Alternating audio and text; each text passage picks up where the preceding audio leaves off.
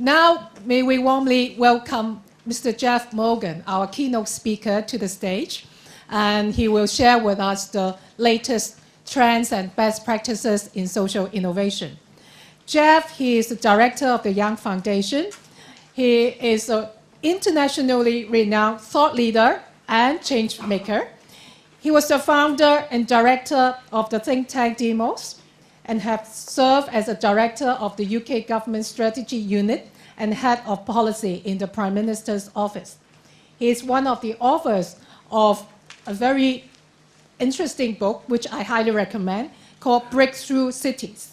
It is a groundbreaking report on how cities can mobilize creativity and knowledge to tackle social challenges. Without further ado, let us invite Geoff to share with us the global trends in social innovation.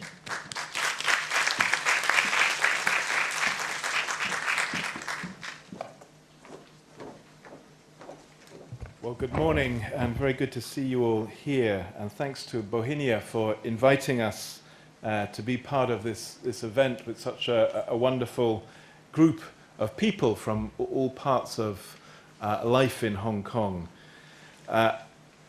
Me and my colleague Rushna Ali were here about 3 years ago talking then about some of the things beginning to happen in social enterprise and social innovation. And part of what I'm going to be talking about now is really how much has happened since then. The pace of change in all sectors and different countries, a very exciting field which is beginning to, I think, move from often slightly general ideas to very specific methods, tools, and practices.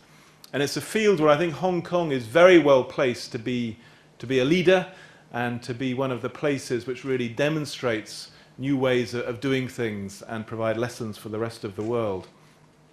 In my country, in the UK, as I'll say, quite a lot is happening. And we had a new government elected a few weeks ago.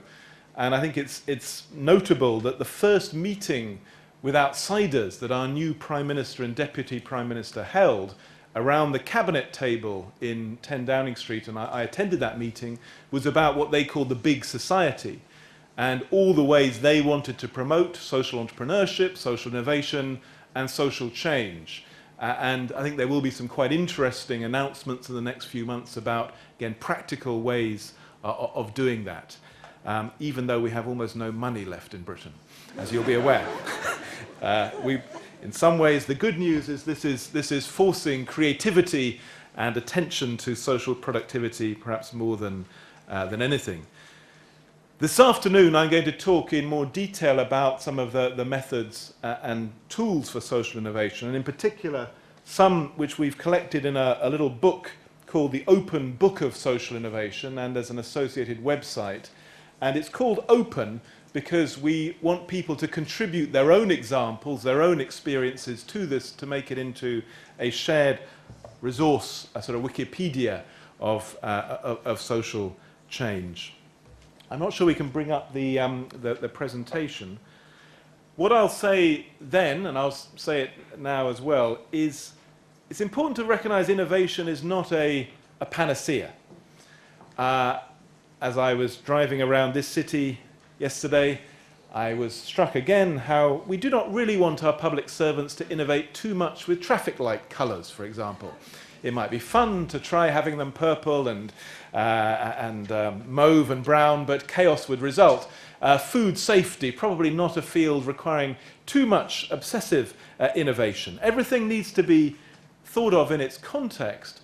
But what's really striking, and I guess the driving force for us today, is that in so many societies, some of our biggest systems, like education, health, systems around aging, transitions to adulthood, are often not working nearly as well as they should be. And we can try and squeeze out, as you heard earlier, another 1–2% of effectiveness, but nearly all the big gains in performance will come from quite radical innovation.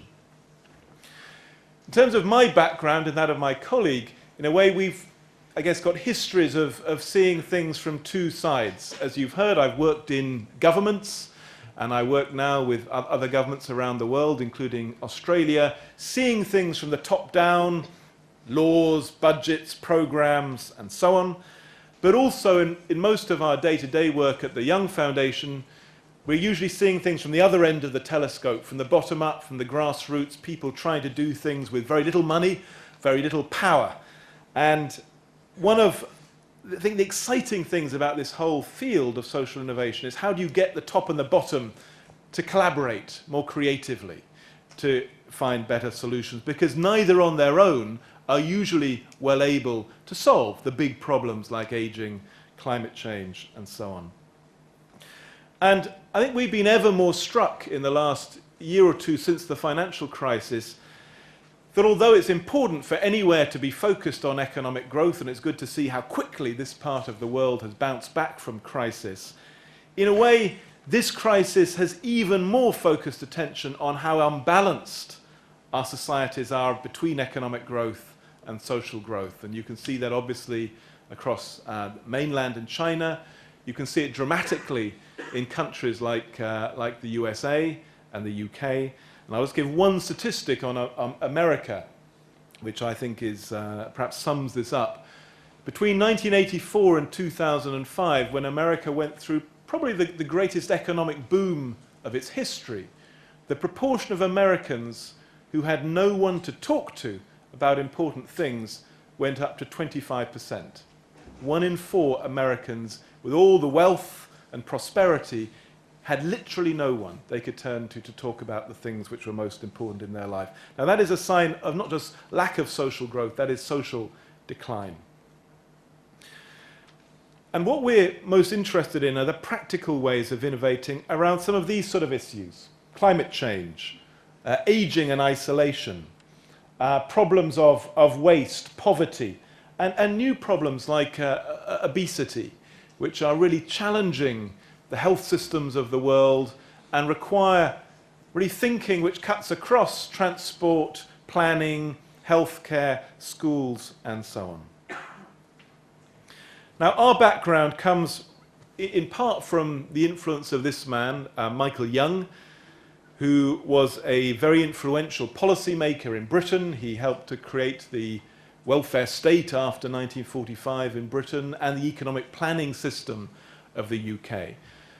But he then, in the 1950s, moved out of the centres of power to create a base in a small house in East London, in what was then and is now one of the poorest parts of London, to better understand what was happening to people's lives, but also to generate creative solutions. And he wrote many books about all sorts of issues, from family to aging, but perhaps was one of the world's sort of first great social entrepreneurs in the 60s and 70s, creating many, many organizations, and Harvard's Daniel Bell called him the world's most successful entrepreneurs of social enterprises. And both me and Rushanara worked with him. I think he was striking because he always saw people themselves as in part competent interpreters of their own lives, and therefore that they had to be involved in designing better education or healthcare. You couldn't just do things to people and treat them as passive recipients of the brilliance of professors or policymakers. And as he grew older, he moved more and more to this second idea that if you see a problem, try and move as quickly as possible into action on it. Don't write very lengthy plans telling someone else to act. And indeed, he had the slogan, "Just do it," before Nike, but he never sued them for this. And finally, because every new idea and every innovation always meets resistance, he said to everyone, treat no as a question, not an answer. Treat the resistance you meet as a challenge for you to get your ideas better. And indeed, he said, always seek out your severest critics. They're the most valuable people for you. It's quite hard to do sometimes, but worth trying. He helped create things like the Open University, and obviously there's an Open University here in Hong Kong. Deng Xiaoping set up the Radio and Television University in China based on the OU, and many others, from consumer associations, universities of the third age, to then late in life he started creating schools for social entrepreneurs to train up more people like him, and SSE now has branches in quite a few countries around the world. What we are now is a smallish, medium-sized foundation, 60, 70 people, many of whom are themselves social entrepreneurs, and we spend much of our time trying to combine research, local projects, but then creating ventures. And we have about 40 underway at the moment, which range from new schools, new healthcare organizations, leadership development programs, internships, and so on. And I'm not going to say more about our work, but we are trying to really live practical social innovation. How do you solve pressing problems, and moving very quickly into practice rather than sticking at theory. The very simple starting point in all of this is usually just talking to people, conversation, sometimes research, but as we set out in the open book of social innovation, often the most valuable thing is a question, starting with a really good question. Indeed, I was influenced by Mrs. Thatcher's chief scientist, who said the first thing she said to him when he met her was, "I don't really want from you better answers, I want better questions." And he was a bit taken aback by this. But I think in all innovation processes, it's actually getting to the right question. And these are just a few of the ones we've been animated by in the last 2 or 3 years. How do you reduce isolation in old age? What kind of school gets teenagers fighting to get in rather than to keep out? In Britain, many of them do all they can to keep out.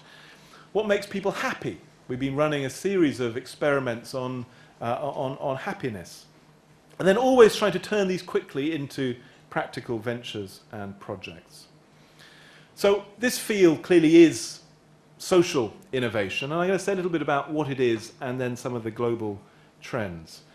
These are just a few of the examples of the sorts of things we would describe as social innovations.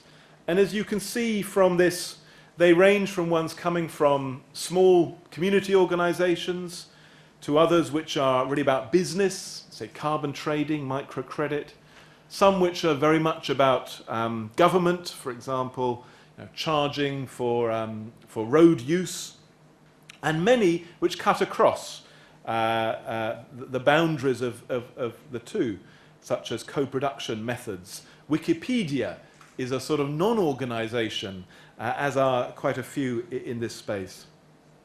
And over the last 5 or 6 years, there's been a flood of publications trying to understand this field, trying to map it and measure it, though still far less than the literature on business innovation or innovation in technology.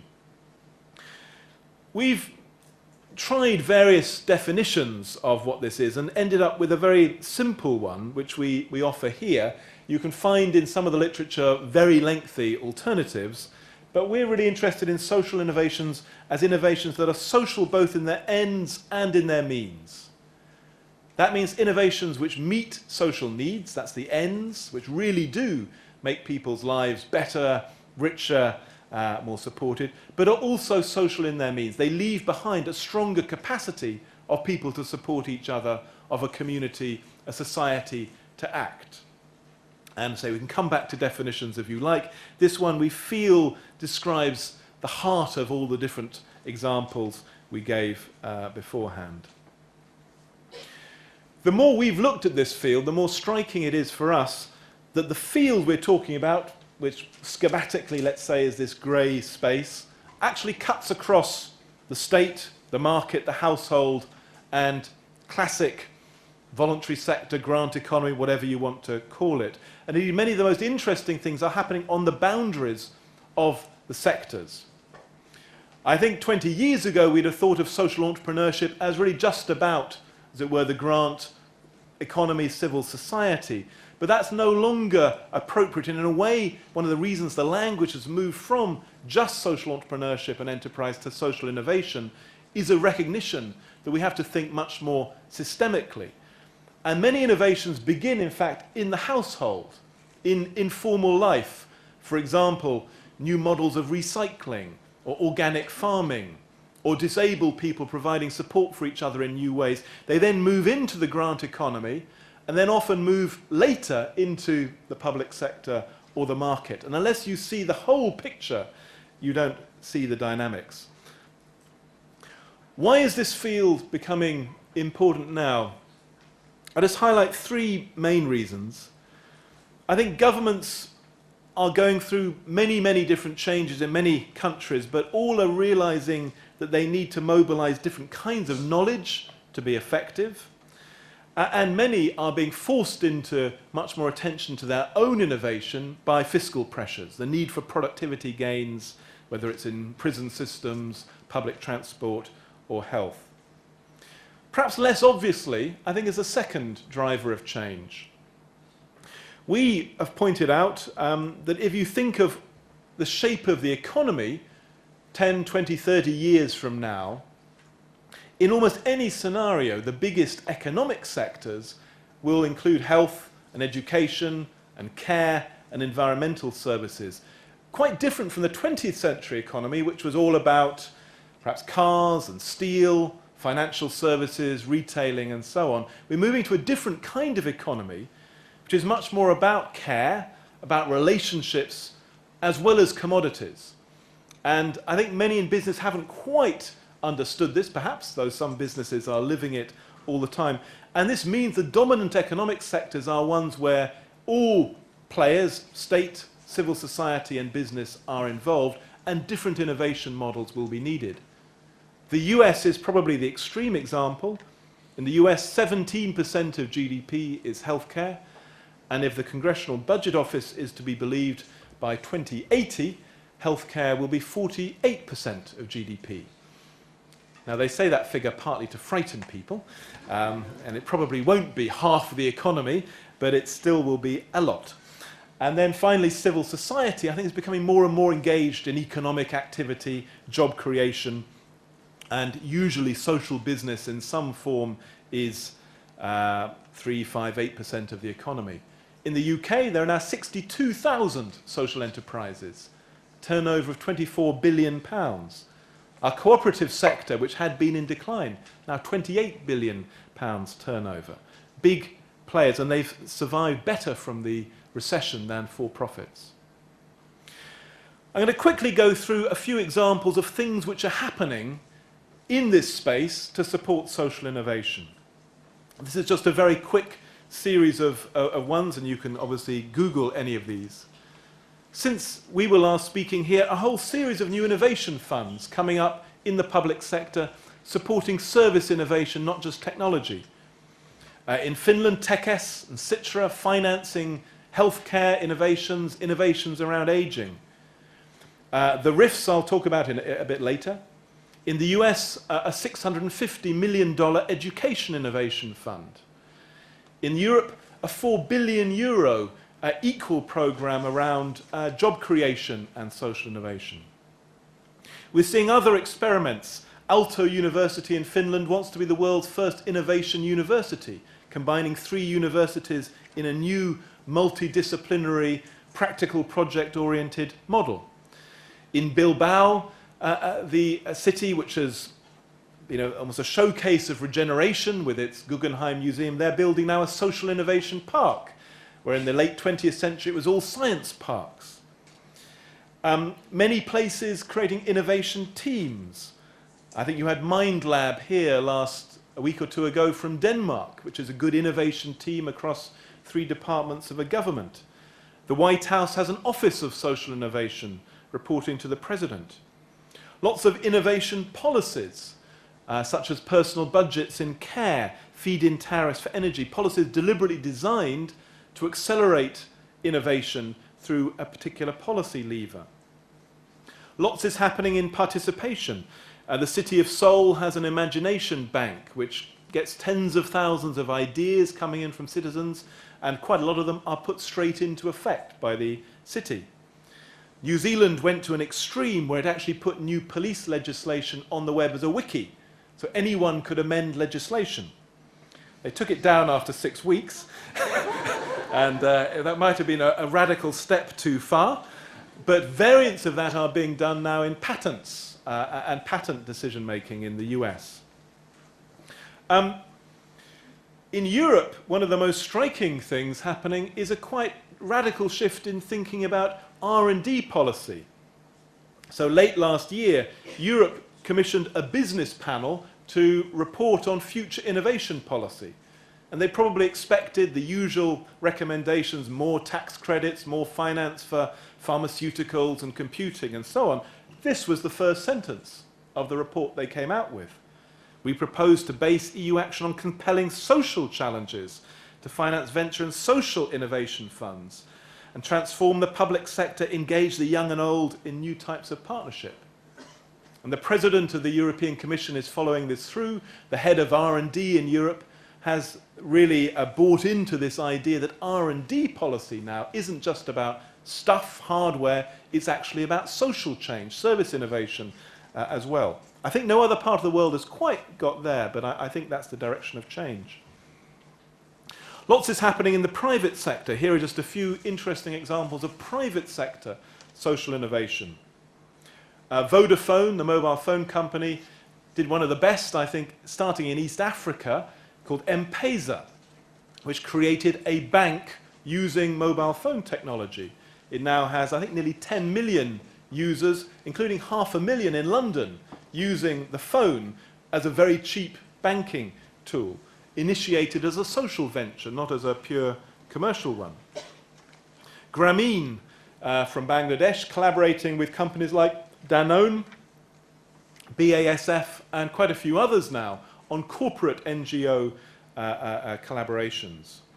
Some businesses are beginning to think of social innovation as a way of rethinking their business models.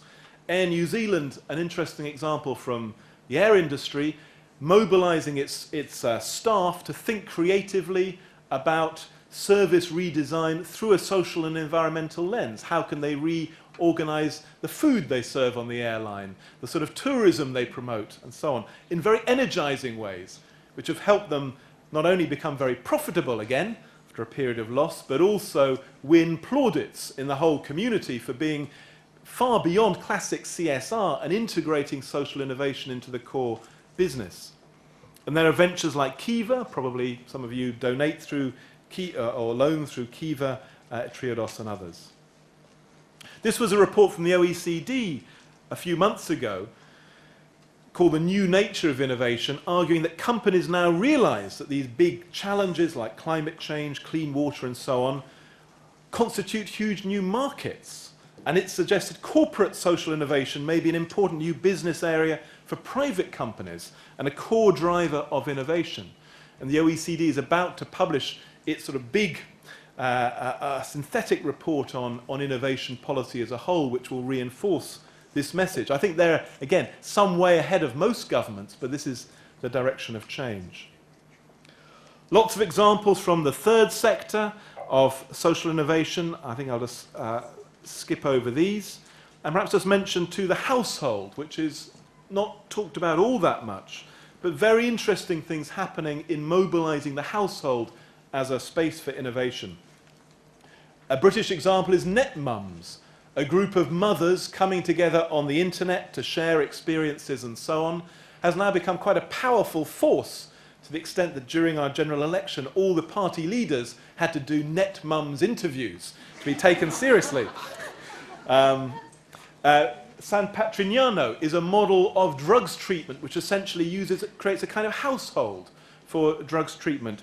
And time banking is spreading all over the world, people exchanging time credits, usually in low-income communities, creating work and use where the market isn't doing so. And lots of variants of time banking spreading now in fields like care, and we host a model called embedded time banks, where the time bank sits within a school or within a housing organization to create useful exchange amongst its members.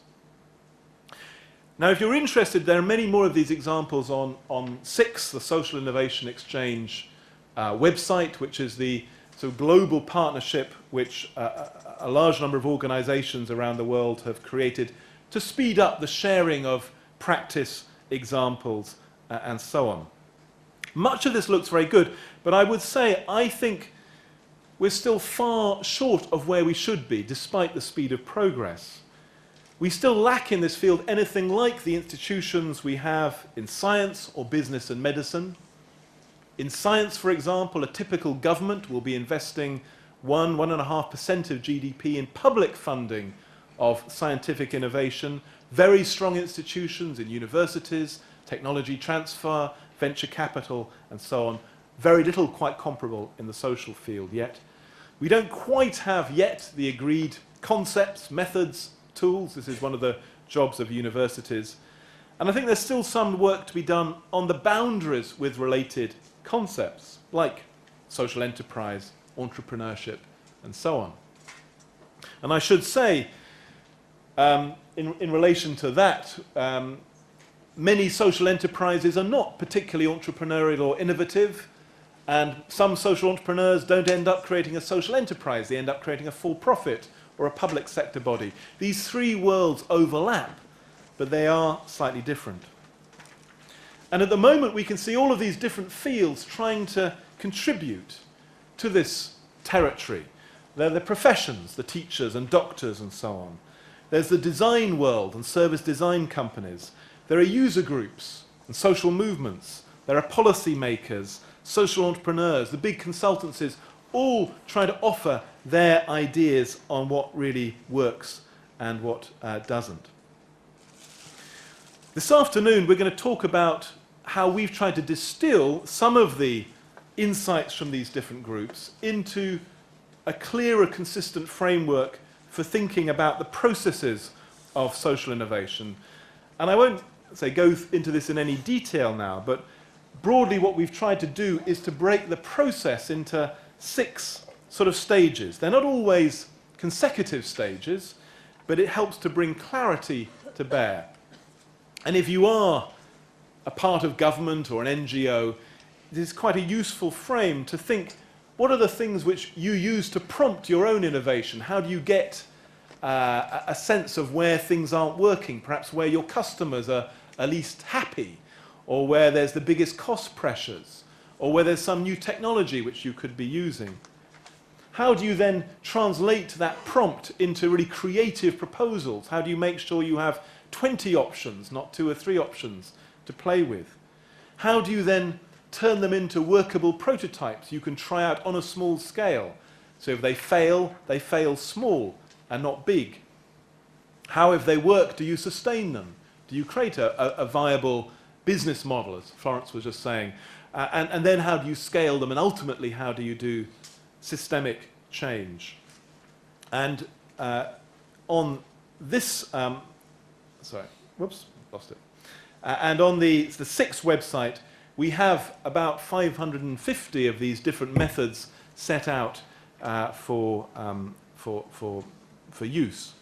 I want to share one diagram which I think is very important for thinking about this. This was from a few years ago from US research on the private sector, from a study which tried to compare the volume of efforts in different kind of innovation and the value of the efforts. And as I say, this is private sector, not public sector. If you see here, the longest blue line is product performance.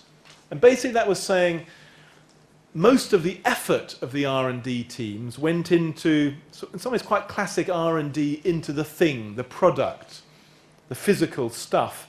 But actually its value was pretty pathetic. And much greater value relatively was coming from often thinking about things like customer experience or processes or networking and finance. And indeed the bigger message here is we're in now an economy where you need to think much more about systems and services and experiences, not just about stuff, physical hardware, technology, R&D. And I think the same applies to every sector. Perhaps because of the extraordinary power and success of technology in the 20th century, it almost overshadows everything. And often we lose sight of these other dimensions of innovation which may deliver more value.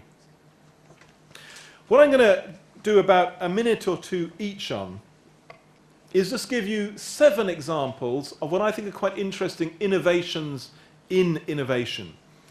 And I hope that some of these might be relevant for Hong Kong. Some of you might pick up, take further, improve on, because they are all very much works in progress, but I think on the cutting edge of where this whole field goes. The first of these is the idea of a social entrepreneur in residence.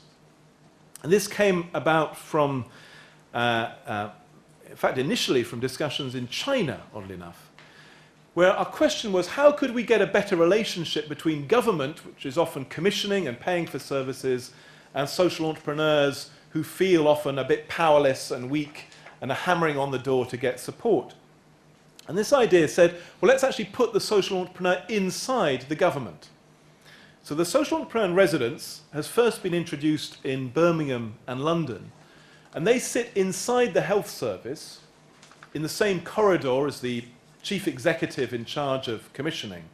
But their job is to understand the big strategic challenges, things like heart disease, public health, obesity, to find the most promising innovations in civil society in the area or amongst frontline staff like nurses and doctors, and then to finance them. They have a fund to finance early stage ideas and then to grow the ideas. And the key is that they can then get the commissioner very quickly to grow them if they work. And this seems to be working very well as a very simple tool for, say, getting a much more synergistic relationship between public sector and social entrepreneurship.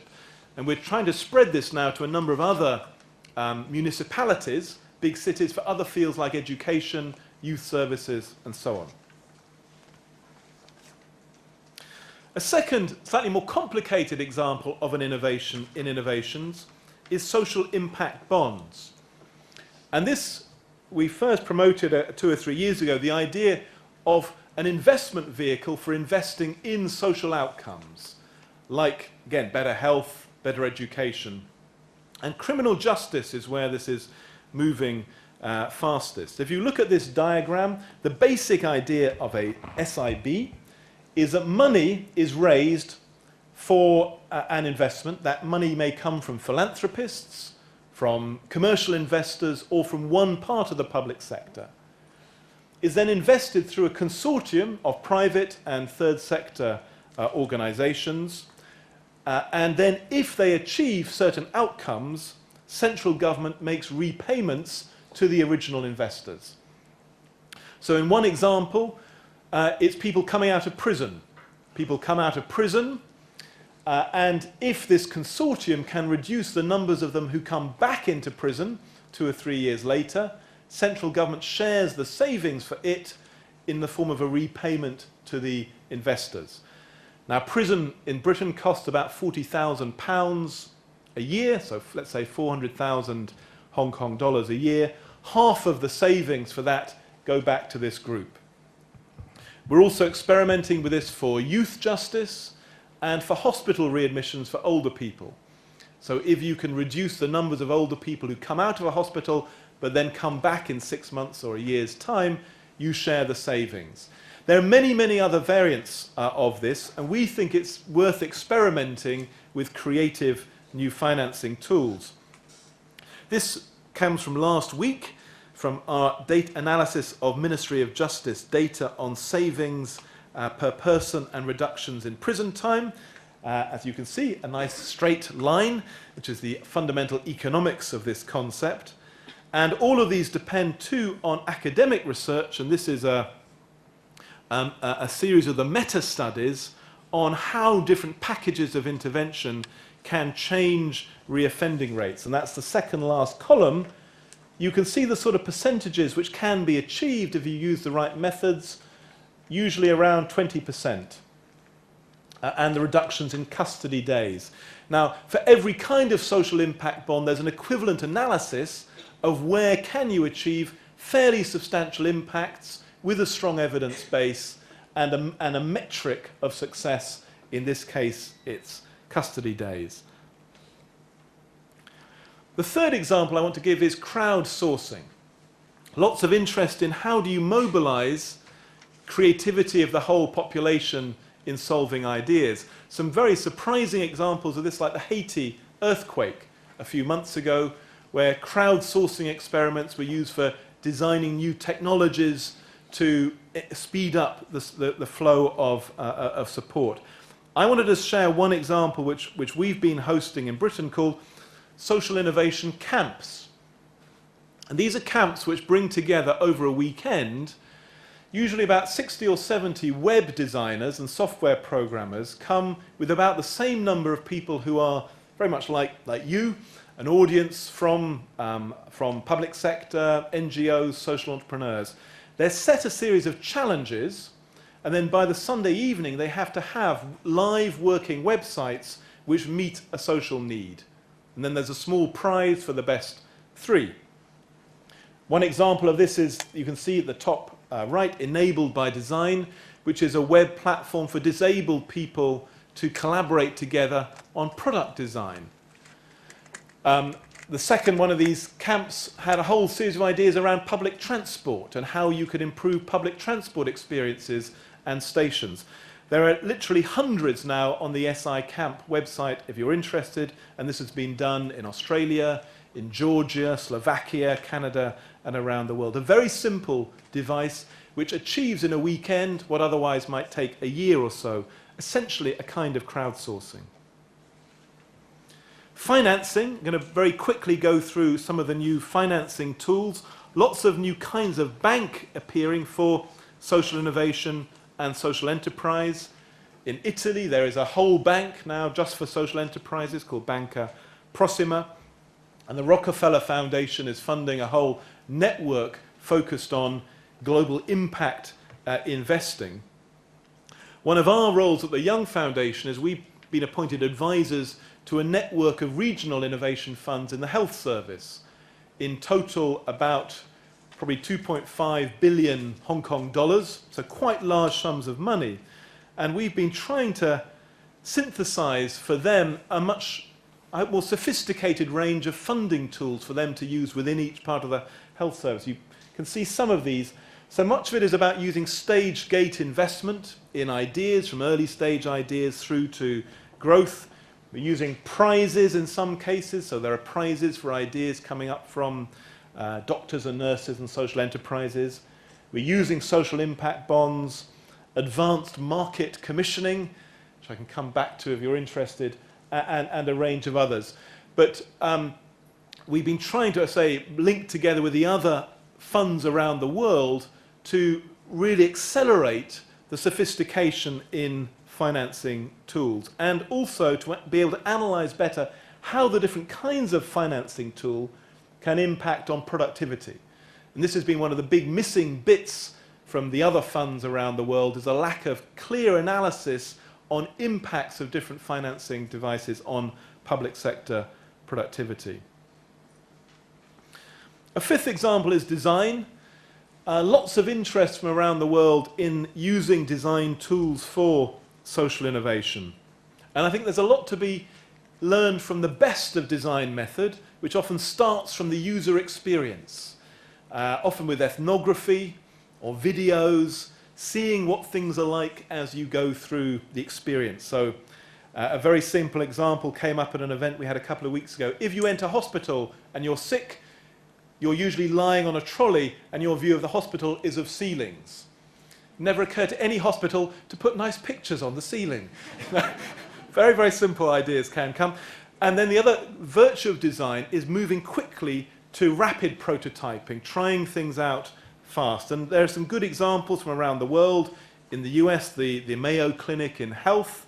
There's a whole series of service design agencies in the UK. Europe ran a 4-year program of design for social innovation called IMUDA. These aren't all working perfectly. Quite a few of the IDO methods didn't work in the rest of the world. They're often a bit too costly. And one of the things we're working on is how to get better success for design methods in terms of not just creative ideas, but implementable ideas. But undoubtedly, design is going to play a key role here. Very quickly, measurement is the other thing very much on the agenda. How do you measure if an idea, an innovation, really is useful or not? We did a survey which found about 300 measurement tools in use across NGOs, foundations, and governments around the world. Many of them not really used for decision making, though. And I think in the next 2 or 3 years, I think we'll see a lot happening of trying to create shared architectures for understanding the true social value of, for example, a social enterprise which may be helping out with health needs, employment needs, education needs, quite complicated types of value. And I'll just very quickly show the tool which we've been using in the British Health Service to do this, which is a sort of shared architecture which tries to have in a very simple diagram an overview of what we call strategic fit. Does the innovation meet the strategic priorities of the department in this case? Analysis of all the different benefits, health benefits, patient satisfaction and so on. Analysis of how easy is it to implement this innovation on a large scale, and then cost effectiveness. And for each there is a ranking, but there's also an assessment of the solidity of the evidence. And that's the shading you can see for each of these tries to mark out where the data is very clear and rigorous and when it's very vague and uncertain. And we've now used this for several hundred funded projects in the health service. And it's not the final answer, but it's to try and create a shared language for thinking about complex social value, which I think will be very important in all fields of social innovation. And finally, we're interested in what can be done next to mobilize knowledge about what works. The social innovation field is full of great ideas and great people, but hasn't been actually very good at distilling the lessons. I think the social entrepreneurship world was, if anything, even worse. It did lots of celebrating great examples, but then was very unrigorous in learning the lessons from those great examples. And when we first gathered people from around the world in the SIX network, almost the first thing people said was we need a much better way of pooling our knowledge and our experience, where the practice will often be ahead of the theory, and then also training up people, perhaps in governments, in NGOs, in businesses, to do social innovation better. And at the moment we're working on a feasibility study supported by the Rockefeller Foundation in America on what might a global academy for innovation look like. A global academy which was practice-led, not just theory-led, and which had multiple nodes around the world who co-owned it, rather than having one centre in London or Harvard or somewhere like that, telling the rest of the world how to do things. And we think there's potentially a very exciting new model, again an innovation in innovation, which this field can pioneer, which then might be relevant for other fields like public health, the environment, and so on. And the website we've launched, socialinnovator.info, is in some ways a sort of first cut at some of the shared knowledge which could underpin that. And this is now full of case studies, methods, and tools, done on a shoestring, I should say, with very little money, but to try and demonstrate what, as I say, a shared resource for this field might look like. Just to conclude, where might this all be heading? We have a very simple target, which I think is worth thinking about, that for every society and every government department, let's aim that 1% of spending goes into social innovation. We generally spend about 2 to 3% of GDP on research and development into hardware, science and stuff. But in fact, the payoffs from social innovation are probably bigger now than the payoffs from technology. And yet everywhere it's far less than 1%. And indeed, if any public department isn't spending at least 1% of turnover on innovation, it's quite hard to see how it's really going to be ready for the future, ready for the big challenges ahead. Our guru on all of this is really Franklin Delano Roosevelt, who in the 1930s was perhaps the exemplary president who said that you should innovate all the time as a matter of course as part of good government. And he said it's common sense to take methods, try them, if they fail, admit it frankly, try something else, but above all, try something. And in his administration, America was incredibly socially innovative. On a whole series of fronts, created new welfare systems, new health systems, new job creation systems, which is one of the reasons he was re-elected 4 times. Most political leaders are very frightened of doing this, frightened of admitting that something might not work, it might fail. But in fact, if you say up front, we are innovating, we're experimenting, we're testing things out, just as we expect scientists to do, in fact, you get much more public confidence and more public trust in the long run. And I guess we would say to most countries, this is in fact the time to put the foot down on the accelerator. One of the definitions of leadership is the ability to use the smallest crisis to the maximum effect. You're lucky here, your crisis isn't quite as deep as ours. But in countries like Greece and America still, in fact, we have a crisis now which risked at first squeezing out the space for innovation, because often when there is a crisis, people retrench, they get afraid, they can't test out new things.